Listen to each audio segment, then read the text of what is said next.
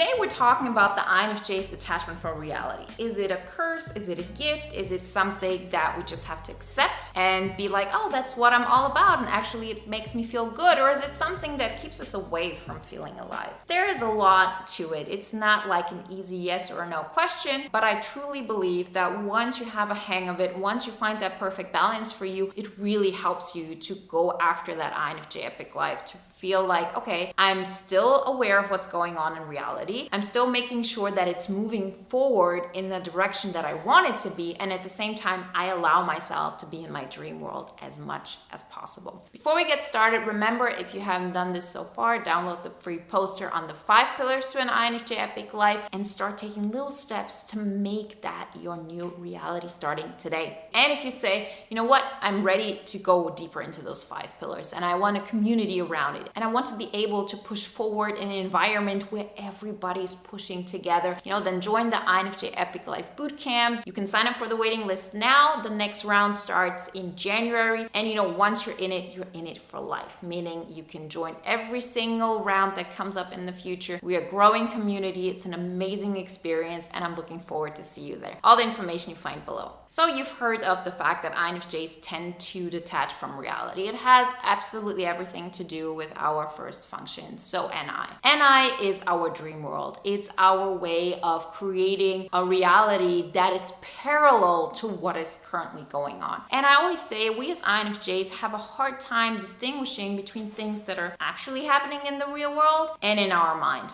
I know it's still hard for me. Like, if I don't think about it, I don't know if something is just in my imagination, if something is really happening. And I believe that this can be our biggest strength. It can really get us to a place where we feel fulfilled and our life is moving forward. Because you've been in this situation where maybe on paper, your life is moving forward. Okay, you got a better job, you got a new place, or you're able to have some savings, but it doesn't really feel like it fulfills you. It doesn't really feel like it makes you be the person you want to be. It feels like this is happening maybe in the real world, but in my imaginary world, I know that this isn't what's making me happy. I know that I'm not actually moving forward. I'm not getting closer to my INFJ epic life. I'm not feeling like I'm growing. So why even bother?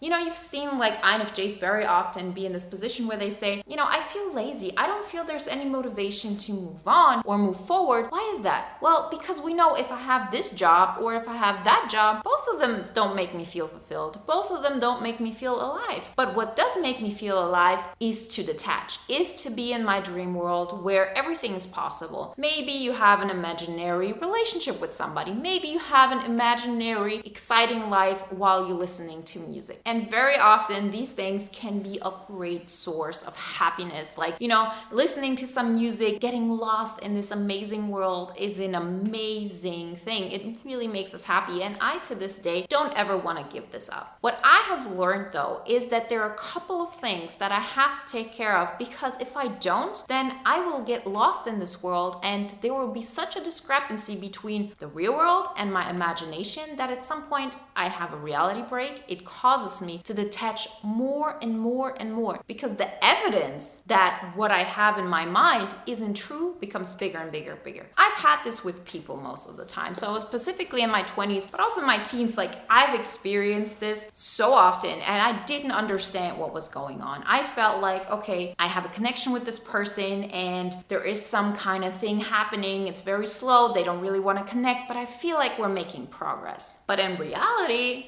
that person doesn't make any kind of moves. They are not saying, okay, let's meet. I want to go out with you. I want to get to know you. So these were my typical things, but this is just one example. INFJs experience this very often also with, this is my boss. I think he finally recognizes all the work I put into it. He finally recognizes my brain. He finally realizes my visions. But in reality, that person doesn't really do anything about it. They still dismiss you. They don't give you a raise. They don't give you a feeling of, I'm a mentor, I want to push you, I see potential in you, let's make this happen. I want to help you win. And that's when things can get really, really uncomfortable. That's when you get into these NITI loops. That's when you go further and further from reality. And on top of that, it just doesn't make you feel good. Like, I would be all for it if we could just say, we're INFJs. Let's just detach. Who cares what's happening in the real world? My imaginary world is the one that makes me happy. But it doesn't make us happy when we get to this place. I used to be somebody who always thought that before I really, started my journey and recognized all those truths for me. And so that's what I was all about. I was like,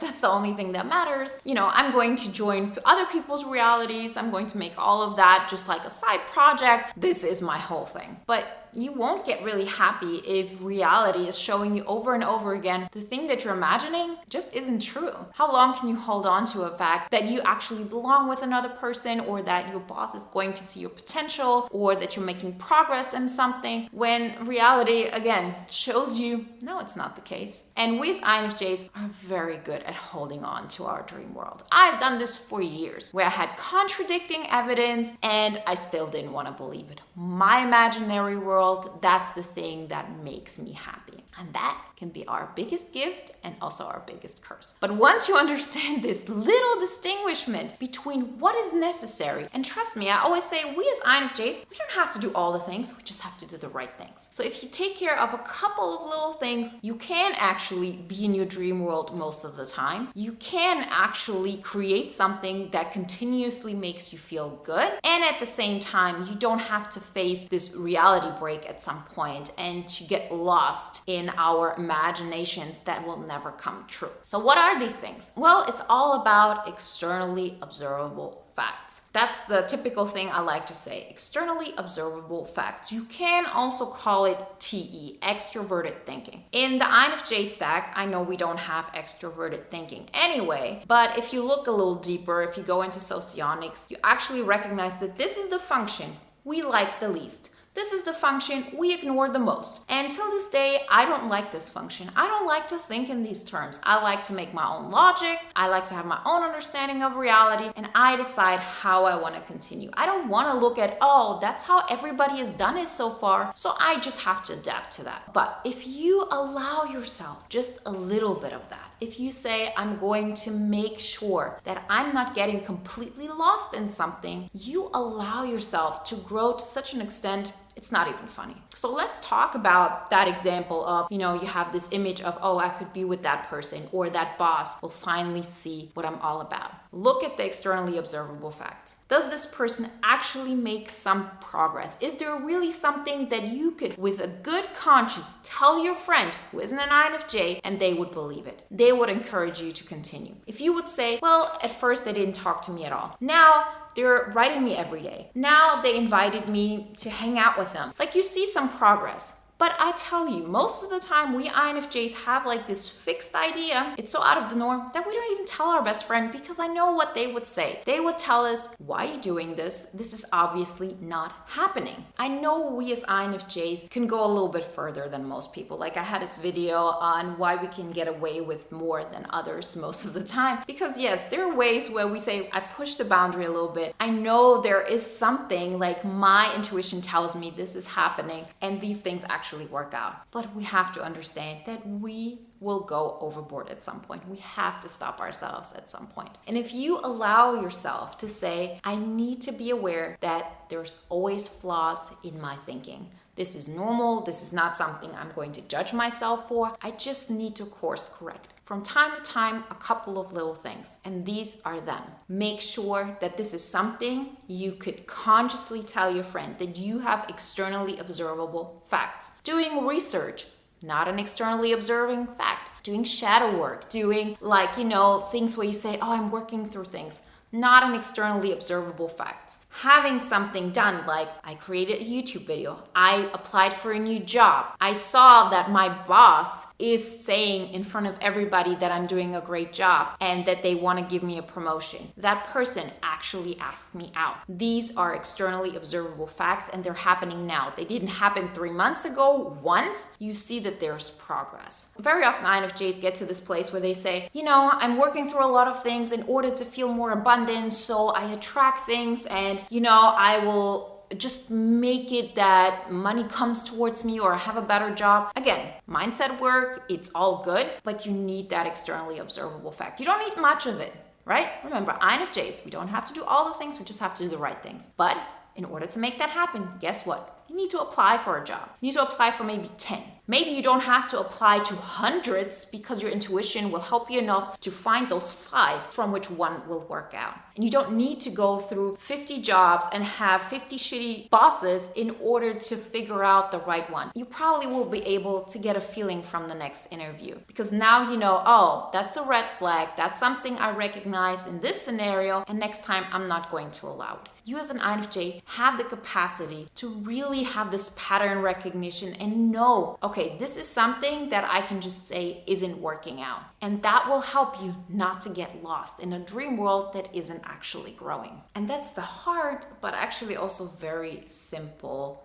truth. That's the thing that we just have to recognize, that yes, we will make mistakes. Yes, we cannot rely on the fact that our intuition is flawless. There will be some kind of little mistakes. We can get lost in things that aren't having any kind of future and where we have this image of, oh, I know exactly who that person is. No, you probably don't, because if that was the case, the person would be with you at this moment. So chances are, no, that person is different than you thought. And you know how you know that this is true? Think about all the past relationships or friendships or situations where you thought, I know exactly who that person is and we have such a deep connection, or they're so good for me, or that scenario will be the thing that's going to change my life forever. And now if you look back at it, it doesn't have that effect on you. That person seems like every other person. You know, that situation, that job thing isn't like that magic thing that did change your life. So you are capable of seeing both of those scenarios. The question is, do you want to see this from a perspective of, oh, I lost so much. I, suffered over and over again and I just have to accept it. And you look at it from a perspective of, oh, I'm a victim. Things just don't work out for me. Or do you allow yourself to say, it's okay that I'm not perfect. It's okay that my intuition isn't flawless. I understand what I need to do. I need to look into externally observable facts just a little bit, because that in itself will give me the boundaries necessary. Before you know it, you know what happens? You actually start creating that INFJ epic life. You see that you can live in your dream world. You feel things are exciting. You live in a world where you're pulling your reality actually towards that. Your reality comes closer and closer to your vision, knowing that it will probably never reach it, that you will always want more, that this is totally okay, but you're actually making progress because you've set those boundaries in place. You don't lose yourself in scenarios where you're not moving forward and that keep you stuck. It's an amazing change in your entire approach. It really changes the way your energy is flowing because you're not putting it into things that are not giving you anything back. And so before you know it, things are growing. You still get to live in your mind and enjoy all of this. Just take a couple of steps that move your life towards a direction that actually makes you feel good, and life is just joyful. Remember, guys, if you want to start this process today, download the poster if you haven't done this so far. Don't feel like these steps are too basic or they're not like big enough in order to make a difference. Start doing them and you will see how your energy will get more focused towards the person you want to be. And if you say, I'm ready to have even more input, I'm ready to, get inside scoops. We have a lot of videos on these topics that we can't fit into here. And you're ready for coaching in a group environment where you can lay back, you can say something if you like, but you don't have to. It's all like an unlisted live stream and you get access to the bootcamp forever. Again, like it's about the bootcamp. So join the waiting list if you're ready for this. The next live round is in January, so make sure you're on the list so you get notified. And then I am excited to see you there. Wish you all a great week. And oh yeah, before I forget it, if you want to watch another video now that is in alignment with today's topic, then watch the video on why the INFJ is never satisfied. See you next time. Bye.